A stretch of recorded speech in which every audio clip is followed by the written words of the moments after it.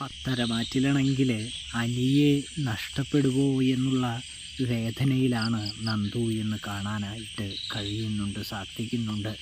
അതുകൊണ്ട് തന്നെ എങ്ങനെ ഈ വിവാഹ നിശ്ചയം തങ്ങൾക്ക് മുടക്കാനായിട്ട് കഴിയുമെന്ന് ചിന്തിക്കുന്നൊരു കാഴ്ചയും കാണാൻ കഴിയും.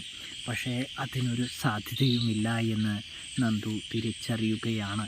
കാരണം അവന്തികയെക്കുറിച്ച് ഒരു ബ്ലാക്ക് മാർക്ക് പോലും വരാത്തത് കൊണ്ട് തന്നെ എങ്ങനെ കാര്യങ്ങൾ മുന്നോട്ട് കൊണ്ടുപോകണമെന്നറിയാതെ നിൽക്കുന്നൊരു നന്ദു. ഇവിടെ വിവാഹ നിശ്ചയം അതിന് ഒരുക്കങ്ങൾക്ക് തുടക്കം കുറിക്കുകയാണ്.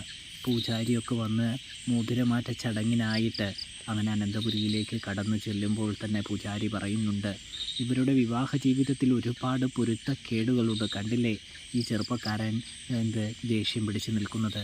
അതുപോലെ ഒരുപാട് പ്രശ്നങ്ങൾ തരണം ചെയ്താൽ മാത്രമേ ഇവരുടെ വിവാഹം നടക്കുകയേ ഉള്ളൂ എന്ന് പറയുന്നു. ഇതിനിടയിലാണെങ്കിൽ അനി അവിടെ നിന്നുകൊണ്ട് തന്നെ പറയുന്നുണ്ട്, നിങ്ങളുടെ എല്ലാവരുടെ ഇഷ്ടപ്രകാരം തന്നെയാണ് ഇപ്പോൾ രണ്ടാമത്തെ വിവാഹവും കഴിക്കുന്നത്. ആ വിവാഹ ജീവിതവും ഒരു ഫെയിലിയർ ആവാനായിട്ട് പോവുകയാണ്.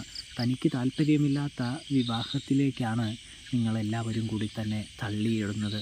എന്തിനാണ് തൻ്റെ ജീവിതം ഇങ്ങനെ കുട്ടിച്ചോറാക്കി മാറ്റുന്നത്, വലിയൊരു ട്രാജഡിയാക്കി മാറ്റുന്നത് എന്ന് നമ്മുടെ അനി ചോദിക്കുന്ന കാഴ്ച കാണാനായിട്ട് കഴിയുന്നുണ്ട്, സാധിക്കുന്നുണ്ട്. ഇവിടെ ആർക്കും ഒന്നും പറയാനായിട്ട് കഴിയുന്നില്ല എന്ന് കാണാൻ കഴിയുന്നുണ്ട്, സാധിക്കുന്നുണ്ട്. അങ്ങനെയിരിക്കെ നമ്മുടെ മുത്തശ്ശൻ പറയുന്നുണ്ട്, മോനെ അനി, ഞാൻ അവൾക്ക് വാക്ക് കൊടുത്തതാണ്.